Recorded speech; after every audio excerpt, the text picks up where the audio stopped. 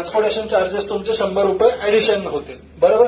म्हणजे आता मला हे प्रोडक्ट कितीला भेटणार आहे? 1100ला. 100 रुपये कोणी बेर केले? मी केले. मॅमनी केले का बेर? नाही. आता मी त्यांना काय सांगतो? कळतंय तुम्हाला का डोक्यावरनं जातोय? नक्की. आता मी त्यांना काय म्हणतोय की मला हे प्रोडक्ट माझ्या कंट्रीच्या पोर्ट पर्यंत डिलिव्हरी द्या. माझी कंट्री कोणती आहे? Let's say Iran. पोर्ट कोणतं आलं? बंदर अब्बास. पहिलं पोर्ट कोणतं होतं त्यांचं? JNPA. म्हणजे नावाशिवा पोर्ट मुंबईमधलं. आता मी त्यांना सांगतोय मला इराणमध्ये बंदर अब्बासवर ह्या 10 बॉटल्सची डिलिव्हरी द्या. आता 1100 मध्ये हे मला डिलिव्हरी देणार आहे का? त्याच्यात काय काय खर्च ऍड होणार? पहिले तिथपर्यंत खर्च काय ऍड झाला? Local transport. आता इथपर्यंत काय काय खर्च ऍड होणार आहे?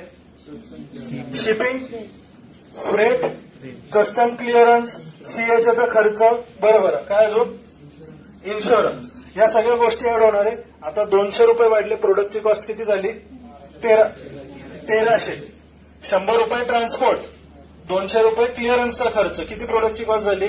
1300. आता 200 रुपये मॅडम त्यांच्या खिशातनं भरणार आहे का? मला काय म्हणतील? 1300ला प्रोडक्ट आहे. बरोबर. म्हणजे हे पैसे वरचे कोण बेअर करणार? 300 रुपये मी बेअर करणार. ओके, क्लिअर आहे. आता इथपर्यंत मला प्रोडक्ट आला. आपण ह्याला काय म्हणतो? CIF किंवा CNF. पहिले होतं एक्स वर्क, मग त्यानंतर होतं FOB म्हणजे फ्री ऑन बोर्ड. त्यानंतर आता तिसरी स्टेज समोरच्या कंट्रीपर्यंत डिलिव्हरी देतात, त्याला आपण काय म्हणतो? CIF, कॉस्ट, इन्शुरन्स आणि फ्रेट. आणि CNF म्हणजे काय? त्याच्यात फक्त इन्शुरन्स निघून जातो. मी जर त्यांना म्हणलं मला CNF पाहिजे, मला इन्शुरन्स नकोय, तर ते पैसे मी बेअर करणार आहे का इन्शुरन्सनी? त्याची कॉस्ट बेअर करावी. मग बऱ्याच वेळ बाहेर काय म्हणतो? मला CIF नकोय, मला CNF they.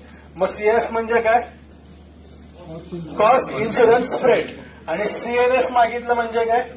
Cost and freight. फक्त त्याच्यात इन्शुरन्स येणार नाही. आलं लक्षात? आता मी त्यांना काय म्हणतोय? आता मी त्यांना पुढची